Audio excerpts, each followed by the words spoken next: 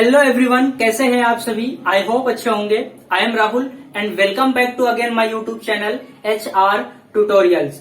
Guys, आज के इस वीडियो लेक्चर में हम लोग क्लास 10th का साइंस पढ़ने वाले हैं, जिसमें आज हम लोग चैप्टर नंबर 8 को स्टार्ट करेंगे, जिसका नाम है सेल बायोलॉजी एंड बायोटेक्नोलॉजी। तो ये चैप्टर काफी इंटरेस्टिंग है एंड काफी सिंपल भी है और आपके बोर्ड एग्जाम के लिए काफी इंपॉर्टेंस भी है। तो बस आपको वीडियो को स्किप नहीं करना है, वीडियो को एंड तक देखो, आपको सारे कॉन्सेप्ट अच्छे से समझ में आने वाले हैं। तो फ्रेंड्स, मैं इसमें बहुत सारे ऐसे टर्म आएंगे जिसको मैं आपको हिंदी में भी एक्सप्लेन करता रहूंगा। मतलब हिंदी मीडियम के भी बच्चे अगर मेरा ये वीडियो देख रहे होंगे तो उनको कुछ बेनिफिट इसका भी मिलेगा। ओके, तो सारे टर्म में ऐसे कोशिश करूंगा उसको हिंदी में भी, जो भी आपका मीनिंग आएगा उसको हिंदी में भी बताता रहूं, ताकि हिंदी मीडियम के बच्चे भी अगर मेरा ये वीडियो देख रहे हैं तो उनको उसका बेनिफिट मिले। ओके, तो चलो अभी मैं स्टार्ट करता हूं हमारा आज का लेक्चर। मैंने आपको स्टार्टिंग में बताया सिंपल है, बट आपको थोड़ा सा कॉन्सेंट्रेट करना है और मैं इसके एकदम बेसिक इंट्रोडक्शन से आपको ये चैप्टर स्टार्ट करूंगा, ताकि आपका जो मेन इसमें सिलेबस है वो आपको अच्छे से समझ में आए। ओके, ऐसे बेसिकली हमें इस चैप्टर में क्या पढ़ना है, हमें मूल कोशिका के बारे में समझना है, यानी स्टेम सेल के बारे में समझना है। ओके, स्टेम सेल जिसको हम लोग मूल कोशिका बोलते हैं हिंदी में। ओके, तो हमें यही टर्म अच्छे से समझना है। लेकिन स्टेम सेल यानी मूल कोशिका को पढ़ने से पहले मैं इसका कुछ बेसिक इंट्रोडक्शन आपको देता हूं, ताकि आपको सारे कॉन्सेप्ट थोड़ा सा एक बार याद आए और आपको ये लेक्चर हमारा और भी अच्छे से समझ में आए। ओके फ्रेंड्स, तो चलो मैं आपको एक चीज समझाता हूं। सबसे पहले इंट्रोडक्शन में हम लोग क्या समझने वाले हैं उस टर्म की बात करने, यानी हम लोग सबसे पहले इंट्रोडक्शन पढ़ते हैं, फिर हम लोग हमारा जो भी चैप्टर देके रखा है उसके बारे में जानेंगे। ओके, तो देखो, सबसे फर्स्ट देखो फ्रेंड्स, हमें ये समझना है कि जो भी हमारे अर्थ पे जो भी सजीव है, यानी जो भी लिविंग्स है, ठीक है, सजीव या फिर हम लोग उसको क्या बोल सकते हैं, लिविंग, इनका जो बॉडी डेवलप हुआ है, यानी इनका जो शरीर डेवलप हुआ है वो कैसे हुआ है, समझ में आ रहा है। क्वेश्चन क्या है कि कोई भी लिविंग्स ऑर्गेनिज्म या फिर हम लोग बोले कोई भी सजीव, उनका जो शरीर है, उनका जो बॉडी है वो डेवलप कैसे हुआ है। ओके, तो इसका बहुत ही सिंपल आंसर है। कोई भी लिविंग ऑर्गेनिज्म का जो बॉडी होता है, जो सेल जो बॉडी होता है वो किससे डेवलप होता है, वो डेवलप होता है सेल से, यानी कोशिका से। चाहे वो तुम्हारा कोई भी लिविंग ऑर्गेनिज्म हो, चाहे कोई भी सजीव हो, चाहे वो एलिफेंट हो, चाहे वो डॉग हो और चाहे वो ह्यूमन हो, समझ में आ रहा है। कोई भी लिविंग ऑर्गेनिज्म हो, इनमें से कोई भी लिविंग ऑर्गेनिज्म हो, ये सब क्या है, इनकी जो बॉडी बनी है वो किससे बनी है, एक सेल से बनी है और एक कोशिका से बनी है। आई होप इतना कॉन्सेप्ट आप लोग अच्छे से समझ गए होंगे। तो आपसे आज से अगर कोई क्वेश्चन करेगा तो आप इसका आंसर दे पाओगे। ओके, यानी कोई भी सजीव हो, यानी हम लोग उसको क्या बोल सकते हैं, लिविंग। ठीक है, कोई भी लिविंग हो, उनका जो बॉडी डेवलप हुआ है, जो बॉडी डेवलप होता है या फिर हुआ है, वो किससे होता है, सेल से होता है, कोशिका से होता है। समझ में आ गया इतना टर्म। ओके, अब हम आगे थोड़ा सा बढ़ते हैं। जब देखो फ्रेंड्स, हमारे यही सेल, यानी जो मैं यहाँ पे राइट करता हूं, ठीक है, जो हमारे कोशिका होते हैं, यानी जो हमारे सेल है, मैं देखो दोनों टर्म आपको एक्सप्लेन कर रहा हूं। ओके, सेल, इसको हम लोग क्या बोलते हैं, कोशिका। ठीक है, हमारा जो कोशिका होता है, ठीक है, यही जब एक समूह बना लेते हैं, यानी जब एक ग्रुप बना लेते हैं, ठीक है, मैं यहाँ पे समूह लिखता हूं, समूह, या फिर हम लोग इसको क्या बोल सकते हैं, ग्रुप। ठीक है, जब ये एक समूह बना लेते हैं या फिर एक ग्रुप बना लेते हैं तो क्या बनता है हमारा, तो हमारा बनता है ऊतक। ठीक है, जिसको हम लोग क्या बोलते हैं, टिश्यू। समझ में आ रहा है फ्रेंड्स, जिसको हम लोग बोलते हैं टिश्यू। कॉन्सेप्ट क्लियर हुआ। यानी जब कोशिका और कोशिका का ग्रुप बनता है या फिर समूह बनता है तो हम लोग उसको क्या बोलते हैं, ऊतक बोलते हैं। ये था आपका एक छोटा सा इंट्रोडक्शन। आपको दो चीजें समझ में आ गया होगा कि जो भी सजीव है उनके शरीर का निर्माण कैसे होता है, यानी वो सजीव कैसे बने हैं। तो सजीव किससे बने हुए हैं, सेल से बने हुए हैं या फिर कोशिका से बने हुए हैं। दूसरा टर्म हमने क्या सीखा कि ऊतक क्या होते हैं। तो जब बहुत सारे सेल क्या होते हैं, एक ग्रुप में आते हैं तो क्या बनता है फ्रेंड्स, ऊतक बनता है या फिर टिश्यू बनता है।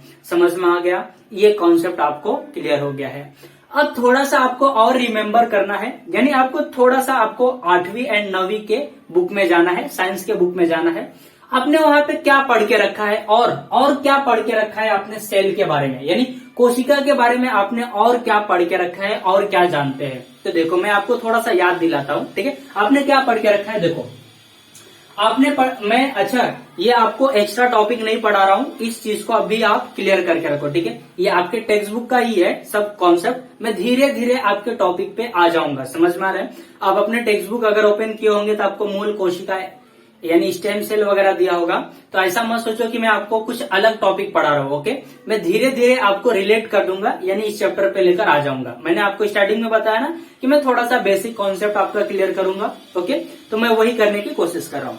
अब आपको मैं क्या बता दूं, देखो आपने क्लास 8 एंड 9 में पढ़ के रखा होगा सेल के बारे में, यानी कोशिका के बारे में। आपने क्या पढ़ा होगा कि जो सेल होता है, यानी ये जो कोशिका होती है, ओके, ये जो कोशिका होता है इसके प्रकार के बारे में आपने पढ़ा होगा, आपने इसके रचना के बारे में पढ़ा होगा। मैं आपको एक एक चीज समझाता हूं। आपने कोशिका की रचना के बारे में पढ़ा होगा, ठीक है।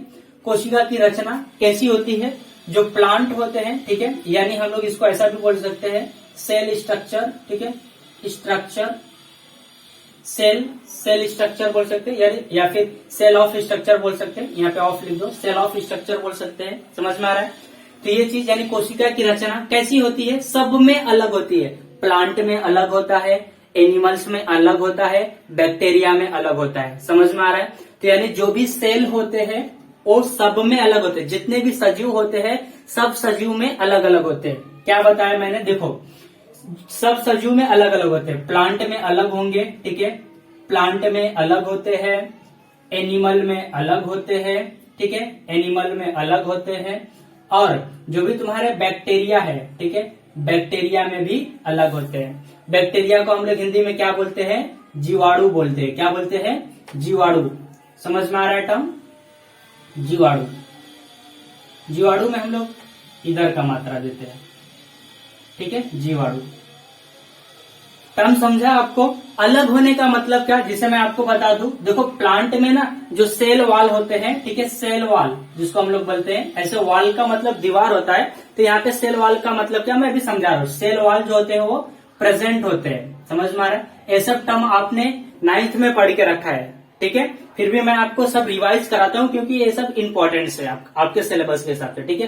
तो सेल वाल प्रेजेंट होते हैं, इसमें एब्सेंट होते हैं, यानी प्लांट्स में प्रेजेंट होते हैं, इसमें एब्सेंट होते हैं। पहले मैं आपको इसका हिंदी भी बता देता हूँ। सेल वाल को हम लोग क्या बोलते हैं, कोशिका भित्ति बोलते हैं। हिंदी में क्या बोलते हैं, कोशिका भित्ति बोलते हैं। अभी कैसे दिखते हैं मैं जरा वो भी आपको समझा देता हूँ। देखो फ्रेंड्स, ये हमारे बॉडी का मान लो क्या है, सेल है, समझ में आ रहा है। मैं ज्यादा डिटेलिंग नहीं जाऊंगा, हाँ, क्योंकि ज्यादा टाइम लग जाएगा। ये हमारे बॉडी का मान लो सेल है, ठीक है। तो इसी सेल के बाहर आप देखोगे तो एक दीवार होती है, जो मैंने बोला ना, वाल का मतलब क्या, दीवार, ठीक है। तो ऐसा एक दीवार होता है, इसी को हम लोग क्या बोलते हैं फ्रेंड्स, कोशिका भित्ति बोलते हैं। तो ये जो होता है आपका प्लांट में प्रेजेंट होता है, ये इसको क्या बोलते हैं, जो बाहर का पार्ट है ना, इसको हम लोग बोलते हैं कोशिका भित्ति, समझ में आ रहा है, भित्ति। कॉन्सेप्ट क्लियर हुआ। इसी को हम लोग सेल वाल भी बोलते हैं। कॉन्सेप्ट क्लियर हुआ। तो ये प्लांट्स में प्रेजेंट होते हैं, यानी प्लांट्स में होते हैं, और एनिमल्स में एब्सेंट होते हैं, समझ में आया। तो ये तो बात हुआ कोशिका की रचना, यानी structure of cell of structure, ठीक है। तो ये टर्म। दूसरा चीज आप समझोगे तो दूसरा चीज क्या आता है, इसकी रचना, यानी कोशिका की रचना तो हमने पढ़ लिया। अब कोशिका के प्रकार के बारे में पढ़ते हैं, ठीक है। कोशिका के प्रकार के बारे में जानते हैं। तो कोशिका के कितने प्रकार होते हैं मालूम है दोस्त, ठीक है। कोशिका के कितने प्रकार होते हैं, यानी टाइप्स ऑफ सेल, ठीक है, टाइप ऑफ सेल। कितने टाइप्स के होते हैं मालूम है, 2 टाइप्स के हमारे होते हैं सेल, ठीक है। एक होते हैं प्रोकार्योटिक और एक होते हैं यूकार्योटिक। प्रोकार्योटिक और यूकार्योटिक, जिसको हम लोग हिंदी में क्या बोलते हैं, प्रोकार्योटिक को हम लोग हिंदी में बोलते हैं आदि केंद्री, और यूकार्योटिक को क्या बोलते हैं हम लोग, दृश्य केंद्री, ठीक है। कितने टाइप्स के होते हैं, 2 टाइप्स के होते हैं। एक होता है आपका आदि केंद्री, और दूसरा क्या होता है आपका दृश्य केंद्री, ठीक है, दृश्य केंद्री। समझ में आया आपको टर्म। ये क्या था, रचना के कोशिका के प्रकार थे, यानी टाइप्स ऑफ सेल। ये क्यों बता रहा हूं, 2 मिनट में आपको क्लियर करूंगा, समझ में आ रहा है। फिर तीसरा टर्म आपको और समझना है। क्या समझना है आपको, कोशिका के प्रकार हो गए, कोशिका की रचना हो गई। फिर आपको समझना है कोशिका के अंगक, ठीक है, या फिर अंग बोलते हम लोग, ठीक है।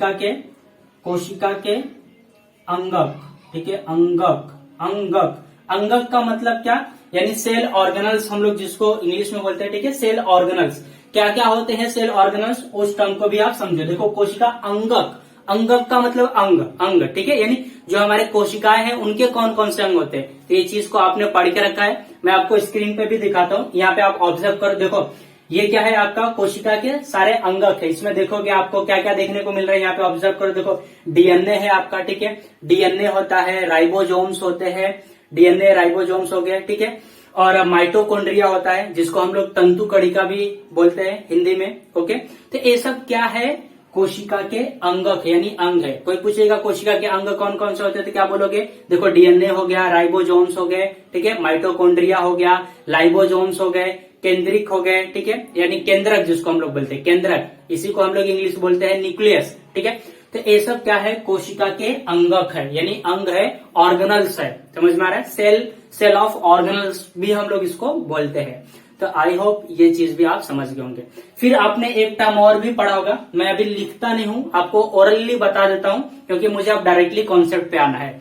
फिर आपने पढ़ा होगा सेल डिवीजन के बारे में, यानी कोशिका विभाजन, ठीक है, जिसको हम लोग क्या बोलते हैं, कोशिका विभाजन यानी सेल डिवीजन। तो सेल डिवीजन 2 टाइप्स के होते हैं, ये भी आपने पढ़ा होगा, माइटोसिस एंड मियोसिस, जिसको हम लोग हिंदी में क्या बोलते हैं, अर्धसूत्री और समसूत्री विभाजन, समझ में आ रहा है, अर्धसूत्री और समसूत्री विभाजन, माइटोसिस एंड मियोसिस। तो ये सब क्या थे, आपने ये सब चीज आपने 9th में 8 के बुक में, साइंस के बुक में पढ़ के रखा था। अब टर्म को समझो, मैं ये क्यों बताया उस टर्म को समझो। देखो हमें समझना क्या था, देखो फ्रेंड्स, हम लोग अगर कोशिका की रचना, कोशिका के प्रकार, कोशिका के अंग, कोशिका के विभाजन, इन सब के स्टडी को हम लोग क्या बोलते हैं, तुम्हारे बुक में देखो बोल के रखा है, क्या बोलते हैं, पहला ही कॉन्सेप्ट है जिसको हम लोग बोलते हैं कोशिका विज्ञान। क्या बोलते हैं, कोशिका विज्ञान। क्या बोलते हैं इसको हम लोग, कोशिका विज्ञान, जिसको हम लोग हिंदी में बोलते हैं साइटोलॉजी, लॉजी, या फिर इसी को हम लोग बोलते हैं बायोलॉजी, बायोलॉजी। समझ में आया टर्म फ्रेंड्स, मैंने ये सब क्यों बताया, कॉन्सेप्ट क्लियर हुआ। यानी कोई पूछेगा कोशिका विज्ञान क्या होता है, तो बोलोगे जिसमें हम लोग कोशिका की रचना, कोशिका के प्रकार, कोशिका के अंगक, कोशिका के विभाजन को पढ़ते हैं या फिर उसको स्टडी करते हैं, उसी को हम लोग क्या बोलते हैं, कोशिका विभाजन। कोशिका विभाजन को हम लोग क्या बोलते हैं, साइटोलॉजी, और बायोलॉजी को हिंदी में हम लोग क्या बोलते हैं, जीव शास्त्र बोलते हैं। क्या बोलते हैं, जीव शास्त्र। समझ में आया। तो ये क्या था तुम्हारे, इन सब के स्टडी को हम लोग क्या बोलते हैं, कोशिका विज्ञान। यानी मुझे आपको क्या समझाना था, कोशिका विज्ञान। आप चाहिए तो अपने बुक में एक बार रीड कर लो, आपको अच्छे से कॉन्सेप्ट को क्लियर हो जाएगा, ठीक है, आपका सारे कॉन्सेप्ट अच्छे से क्लियर हो जाएंगे। क्लियर हुआ, इतना कॉन्सेप्ट क्लियर हुआ, बस आप अच्छे से वीडियो को यहीं पे स्टॉप करो। और आपके बुक में मैंने कहां तक पढ़ाया, मैंने आपको सिर्फ साइटोलॉजी बताया, यानी कोशिका विज्ञान पूरा मैंने आपको बता दिया। तो आप एक बार रीड करो, अगर कोई उसमें वर्ड हो जो आपको नहीं समझा हो तो मुझे कमेंट करो, मैं उसका रिप्लाई जरूर दूंगा। ओके, तो बस ये हुआ आपका कोशिका विज्ञान यानी साइटोलॉजी। अब हम लोग आगे के टर्म पे धीरे धीरे पढ़ रहे हैं, यानी अब हमारा जो कोशिका विज्ञान है ये तो क्लियर हो गया। अब हमारा आगे का जो टर्म है वो क्या है, मूल कोशिका यानी स्टेम सेल।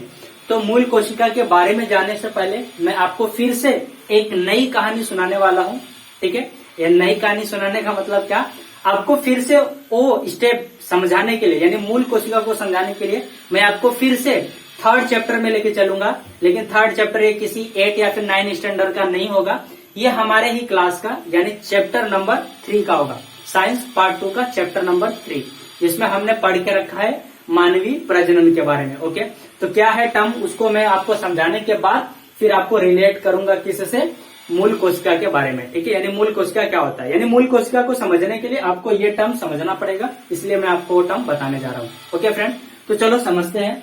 इसको मैं रफ करता हूँ, अगर आपको लिखना हो तो लिख लो या फिर स्क्रीनशॉट लेना हो तो ले लो, नहीं तो मैं रफ कर रहा हूँ। ओके, चलो मैं रफ कर देता हूँ। हमें अब क्या समझना है, मानवीय प्रजनन के बारे में। क्यों समझना है, अभी 2 मिनट में समझना आएगा। मैं कोई भी टर्म आपको बाहर से नहीं पढ़ा रहा हूँ, आपके सिलेबस का ही सारा टर्म है, लेकिन मुझे आपके बुक का सिलेबस का टर्म समझाने के लिए आपको बेसिक टर्म बताना पड़ रहा है। समझ में आ रहा है, इसलिए मैं आपको वो सब चीजें बता रहा हूँ। तो चलो मैंने क्या बोला, देखो आपको समझना है मानवीय प्रजनन, ठीक है। अभी इसी चीज को आपको थोड़ा सा समझना है, ठीक है। तो देखो मैं ड्रॉ करने की कोशिश करता हूं। देखो कुछ समथिंग ऐसा होता है, ये क्या है, ठीक है, गर्भाशय है, ठीक है, गर्भाशय है। कुछ समथिंग ये क्या होते हैं, यहाँ से कुछ फ्लूपियन ट्यूब निकले होते हैं, ठीक है, फ्लूपियन ट्यूब होते हैं। मुझे जिसकी जरूरत है मैं बस वही ड्रॉ कर रहा हूँ, ठीक है। मैं सब कुछ नहीं ड्रॉ कर रहा हूँ, मुझे सिर्फ फ्लूपियन ट्यूब की जरूरत है, ओके। इसलिए मैं सिर्फ फ्लूपियन ट्यूब को बना रहा हूँ, ओके। ये क्या है, हमारे फ्लूपियन ट्यूब है, ओके। ये आपका क्या है, फ्लूपियन ट्यूब है, जिसको मैं FT से लिख रहा हूँ। FT मतलब फ्लूपियन ट्यूब। इस ट्यूब को क्या बोलते हैं, फ्लूपियन ट्यूब, ठीक है। ये यहाँ पे आपका योनि होता है, यानी स्त्री का योनि होता है, ठीक है। डायग्राम ज्यादा अच्छा नहीं है, समझ के लेना, आपके टेक्स्ट बुक में देख कर रखा है, आप लोग अच्छे से समझते होंगे, ठीक है। इसी को हम लोग क्या बोलते हैं, गर्भाशय भी बोलते हैं, ओके। ये कुछ समथिंग यहां से होगा, ये आपका क्या है, गर्भाशय है, ठीक है, गर्भाशय है, जिसको हम लोग यूट्रस बोलते हैं इंग्लिश में, ठीक है। ये चीज आपको समझना है, बट हमें यहाँ से अभी कोई मतलब नहीं है, हमें जो टर्म समझना है वो हमारा ये है, ठीक है। देखो इस टर्म को हम लोग क्या बोलते हैं, इस टर्म को हम लोग क्या बोलते हैं, यानी ये हमारा क्या होता है, अंडाशय होता है, ठीक है, अंडाशय, अंडाशय, जिसको हम लोग एग सेल भी बोलते हैं, ठीक है। और ये सब क्या है, आपके एग सेल है, समझ में आ रहा है। अब टर्म क्या समझना आपको, उस टॉपिक पे मैं आपको बात करता हूं, ठीक है। देखो आपको जो टर्म अंडरस्टैंड करना है वो ये है आपका, देखो आप मासिक धर्म तो समझते होंगे ना, जिसको हम लोग ऋतु चक्र भी बोलते हैं। आपने 3rd चैप्टर में पढ़ा होगा, एंडिंग का जो टॉपिक था, मासिक धर्म या फिर ऋतु चक्र बोलते हैं हम लोग उसको, ठीक है, जो कि लड़कियों में 14 दिन के बाद आता है, ठीक है। वो टर्म आप थोड़ा सा याद कर लो, ये सब चीजें, क्योंकि अभी आपको इसकी जरूरत पड़ेगी। नहीं भी याद है तो मैं आपको सब एक एक करके बताने वाला भी हूँ। देखो ये क्या है बच्चों, आपको मालूम है, ठीक है, गर्भाशय है, आपको इतना चीज मालूम है।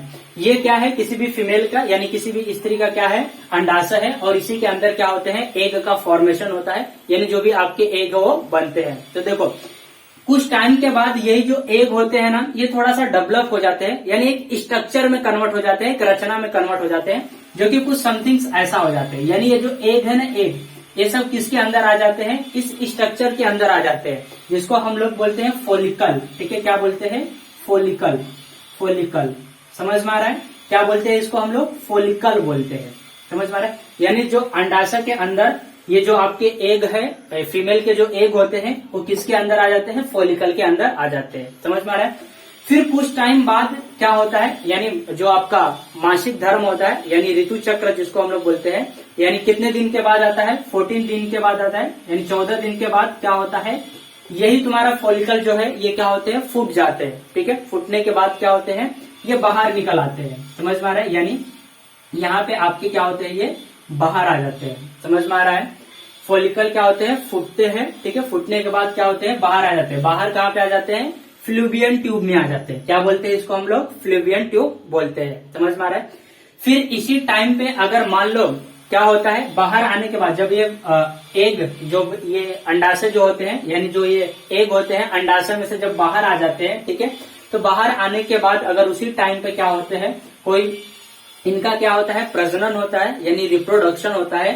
तो रिप्रोडक्शन होने के बाद तुमको मालूम है, ये मान लो क्या है, कोई मेल का स्पर्म है, ठीक है, मेल का स्पर्म है, ये क्या होगा, अब यहाँ पे एंटर करेगा, ठीक है, रिप्रोडक्शन के टाइम पे ये क्या होगा, मेल का स्पर्म यहाँ पे एंटर करेगा, समझ में आ रहा है ना। ये सब सारे चीज 3rd चैप्टर में बता के रखा गया है, आपको सारे कॉन्सेप्ट आई होप क्लियर होंगे। बट यहाँ पे इंपॉर्टेंस है इसलिए मैं बता रहा हूँ। आप बोलोगे कि इस चैप्टर में ये सब क्यों पढ़ा रहे हैं, ठीक है, बट इसका इंपॉर्टेंस है इसलिए आपको बता रहा हूँ, ठीक है। तो ये क्या होगा आपका, यहाँ पे आके मान लो ये आगे बढ़ता चला, ठीक है, मान लो यहाँ पे आगे आपका ये, ठीक है, ये क्या है आपका एग सेल है, ठीक है। यहाँ पे आने के बाद ये तुम्हारे जो स्पर्म है, जिसको हम लोग शुक्राणु बोलते हैं हिंदी में, ठीक है, ये शुक्राणु आके क्या होते हैं, एक सेल से मिल जाते हैं, ठीक है। मिलने के बाद इनका क्या हो जाता है, ये पूरा मिल जाते हैं। तो मिलने के बाद इनका क्या हो जाता है, फलन होता है, जिसको हम लोग फर्टिलाइजेशन बोलते हैं, ठीक है। तो जब एग और स्पर्म का फलन होता है यानी फर्टिलाइजेशन होता है, तो एक जायगोट बनता है, ठीक है। जायगोट बनने का मतलब क्या, जायगोट को हम लोग हिंदी में क्या बोलते हैं, युग्माणु बोलते हैं, ठीक है। तो यहाँ पे क्या बन जाता है आपका, जायगोट बन जाता है, यानी युग्माणु बन जाता है, जायगोट, ठीक है, यानी युग्माणु बन जाता है। तो यही ये जो जायगोट बना है ना, यानी जो युग्माणु बना है, यही किसी भी बेबी का या फिर किसी भी बच्चे का पहला सेल होता है या फिर पहला कोशिका होता है। ये टर्म को आप समझो, मैं अब धीरे धीरे आपके टॉपिक पे आ रहा हूं। तो किसी भी बेबी का, किसी भी बच्चे का पहला सेल कौन सा होता है? जायगोट, यानी ये क्या होता है आपका? किसी भी बेबी का पहला सेल होता है, पहला कोशिका होता है। समझ में आ रहा है? फिर यही धीरे धीरे आपका क्या होता है? डेवलप होते हैं, मतलब ये अब ये कन्वर्ट होता है, एक कोशिका से दो कोशिका में बनेगा। मैं इसको इरेजर करता हूं, देखो अब ये एक कोशिका में था तो ये दो कोशिका में बन जाएगा। ओके, एक कोशिका से दो बनेगा, दो से ये चार बनेगा। समझ में आ रहा है? ऐसे ही ये नंबर ऑफ सेल्स बन जाते हैं, यानी बहुत सारी कोशिकाएं, बहुत सारे सेल्स क्या होते हैं? एक जगह पे आके जमा हो जाते हैं और एक गोले जैसा स्ट्रक्चर बना लेते हैं। समझ में आ रहा है? एक गोले जैसा स्ट्रक्चर बना लेते हैं और इसी गोले को हम लोग क्या बोलते हैं? भ्रूण बोलते हैं। क्या बोलते हैं? भ्रूण बोलते हैं, या फिर इसको हम लोग क्या बोलते हैं? एम्ब्रियो बोलते हैं। भ्रूण या तो क्या बोलते हैं उसको? एम्ब्रियो बोलते हैं। समझ में आ रहा है? यानी जब नंबर ऑफ सेल्स, यानी बहुत सारी कोशिकाएं आके एक जगह पे मिल जाती है तो उसको हम लोग क्या बोलते हैं फ्रेंड्स? भ्रूण बोलते हैं, या फिर हम लोग उसको क्या बोल सकते हैं? एम्ब्रियो। समझ में आया? तो अब यही एम्ब्रियो क्या होता है? धीरे धीरे धीरे धीरे कहां पे आएगा? गर्भाशय में आता है। समझ में आ रहा है? और गर्भाशय में आने के बाद यहाँ पे एक इम्प्लांट हो जाता है, इम्प्लांटेशन भी जिसको हम लोग बोलते हैं। ठीक है, इम्प्लांटेशन हो जाता है। तो इसी चीज को हम लोग क्या बोलते हैं? इम्प्लांटेशन। मतलब जब ये तुम्हारा क्या बोलते हैं कि एम्ब्रियो है, जिसको हम लोग भ्रूण बोलते हैं, यही धीरे धीरे किसके अंदर आता है? गर्भाशय में आने के बाद गर्भाशय में एक जगह होता है, यानी एक एंडोमेटेरियल होता है। क्या बोलते हैं उसको? एंडोमेटेरियल। ठीक है, एंडोमेटेरियल में आके क्या हो जाता है? ये भ्रूण, यानी जो भी तुम्हारा एम्ब्रियो है, ये क्या हो जाता है? इम्प्लांट हो जाता है, या फिर इम्प्लांटेशन भी बोलते हैं हम लोग उसको। तो ये आके यहाँ पे मिल जाता है और फाइनली 9 महीने बाद, यानी 9 मंथ के बाद क्या होता है? यही बेबी तुम्हारा बाहर निकलता है, यानी उसका ग्रोथ होता है 9 मंथ, फिर वही क्या होता है? बाहर निकल जाता है। समझ में आ रहा है? तो अब यहाँ से कॉन्सेप्ट को जरा पकड़ना, मैंने ये सब स्टोरी आपको क्यों बताया उस चीज को मैं समझाता हूँ। देखो फ्रेंड्स, अब हमें समझना क्या है? मूल कोशिका, यानी मूल कोशिका क्या होता है मुझे आपको ये बताना था। ठीक है, तो मूल कोशिका या फिर हम लोग इसको क्या बोलते हैं? Stem cell. ओके, देखो स्टेम सेल किसको बोलते हैं, यानी मूल कोशिका किसको बोलते हैं, इस चीज को आप समझो। देखो फ्रेंड्स, यही जो आपका क्या आया था यहाँ पे एम्ब्रियो यानी भ्रूण आया था ना। ठीक है, इसको जरा बाहर निकालो। ठीक है, मैंने इसको मान लो ये बाहर निकाल लिया। ये क्या है मेरा फ्रेंड्स? एम्ब्रियो है। ठीक है, जिसको हम लोग क्या बोलते हैं? भ्रूण बोलते हैं। समझ में आ रहा है? इसमें क्या होते हैं? नंबर ऑफ सेल्स होते हैं। समझ में आ रहा है? इसमें क्या होते हैं आपके? नंबर ऑफ सेल्स होते हैं। समझ में आ रहा है फ्रेंड्स? तो देखो मूल कोशिका हम लोग किसको बोलते हैं? इसी एम्ब्रियो के अंदर, यानी इसी भ्रूण के अंदर ये जो नंबर ऑफ सेल्स है ना, ये जो नंबर ऑफ सेल्स होते हैं, मैंने बोला ना यहाँ पे बहुत सारे सेल्स आके मिल जाते हैं। समझ में आ रहा है? तो यही जो नंबर ऑफ सेल्स होते हैं, इसी को हम लोग क्या बोलते हैं फ्रेंड्स? मूल कोशिका बोलते हैं, यानी स्टेम सेल बोलते हैं। समझ में आ रहा है? अब कोई पूछेगा मूल कोशिका क्या होता है, तो क्या बोलोगे? जो भ्रूण के अंदर नंबर ऑफ सेल्स है। समझ में आ रहा है? उसी को हम लोग क्या बोलते हैं? मूल कोशिका बोलते हैं। यानी मूल कोशिका किसको बोलते हैं, वो टर्म आपको क्लियर हो गया।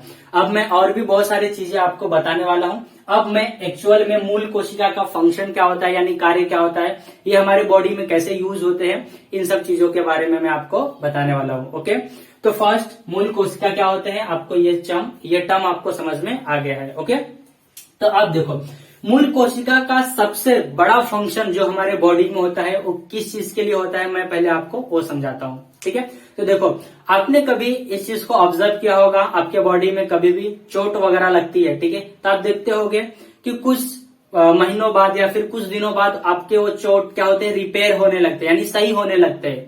तो ये कैसे होता है, आपके उस प्लेस पे, आपको जहां कहीं पे भी चोट लगा है वहां पे क्या आ जाता है, आपके मूल कोशिका आ जाती है। यानी मूल कोशिका क्या करती है, हमारे बॉडी में एक रिपेयरिंग का काम करती है। हमें जब भी कोई चोट वगैरह लगता है तो ये मूल कोशिका क्या करती है, उसको सही करने में, सही बनाने में हेल्प कर देती है। समझ में आ रहा है? तो यानी मूल कोशिका का ये सबसे बड़ा फंक्शन होता है। समझ में आया फ्रेंड्स? और यही हमारी मूल कोशिका जो होते हैं, बहुत अच्छे से इस टर्म को समझना, हमारी मूल कोशिका ही हमारे शरीर में बहुत सारे अंगों का निर्माण करती है। समझ में आ रहा है? यानी जो भी आपके बहुत सारे सेल्स है ना, जैसे हेयर सेल है, ठीक है, मस्तिष्क सेल्स है, ये सब सेल्स ब्लड वगैरह, ये सब चीजें कहाँ से बन रही है, आपके मूल कोशिका से ही बन रही है। यानी देखो आपने देखा ना यहाँ पे भ्रूण, भ्रूण क्या हुआ तुम्हारा, बेबी में कन्वर्ट हुआ, यानी बच्चा, ठीक है। वो बच्चा कहाँ से, मान लो ये कोई बेबी है, ओके, बेबी। अब बेबी होने का मतलब क्या, इसके पास सारे ऑर्गन्स होंगे ना, ठीक है, इसके पास सारे ऑर्गन्स होंगे। ये सारे ऑर्गन्स कहाँ से आते हैं, इसी मूल कोशिका से ही आते हैं। समझ में आ रहा है? यानी मूल कोशिका को हम लोग बोल सकते हैं, मूल कोशिका क्या है, फादर ऑफ ऑल सेल्स, ठीक है, सभी सेल्स का क्या है, फादर है। समझ में आ रहा है? इसीलिए हम लोग मूल कोशिका को काफी इंपॉर्टेंट सेल मानते हैं। क्लियर हुआ इतना टर्म? तो ये चीज था आपका मूल कोशिका। इसमें 2 ही 3 टर्म आपको समझना था। सबसे पहला रिपेयरिंग का काम करता है, कहाँ पे प्रेजेंट होता है, कैसे प्रेजेंट होता है, मैंने वो टर्म भी आपको समझाया। अब इसके कुछ टाइप्स हैं, यानी इसके 2 टाइप्स हैं, उसको भी हम लोग पढ़ने वाले हैं, लेकिन आज के वीडियो में हम लोग उसको नहीं पढ़ेंगे। जो भी आपके मूल कोशिका है, इसके मैं बता देता हूं आपको, 2 टाइप्स होते हैं, ठीक है। तो ये दोनों टाइप्स को हम लोग नेक्स्ट वीडियो लेक्चर में पढ़ने वाले हैं। तो काफी इंटरेस्टिंग है, जैसा आपने आज का वीडियो लेक्चर देखा वैसे ही कल का भी होने वाला है। तो बस जैसा आपने आज पूरा वीडियो लेक्चर देखा वैसे कल भी देखना, आपको सारे कॉन्सेप्ट जो है अच्छे से क्लियर होंगे। ओके फ्रेंड्स, तो आज हम लोग बस इतना ही पढ़ेंगे। नेक्स्ट वीडियो लेक्चर में हम लोग इसके आगे के कॉन्सेप्ट को समझेंगे। तो आज के लिए बस इतना ही। अगर वीडियो आपको अच्छा लगा हो तो हमारे चैनल को सब्सक्राइब कर लेना एंड बेल आइकन पर प्रेस करना, ताकि मैं जब भी वीडियो अपलोड करूं उसका अपडेट आपको पहुंचता रहे। ओके फ्रेंड्स, तो मिलते हैं नेक्स्ट वीडियो में, तब तक के लिए बाय बाय।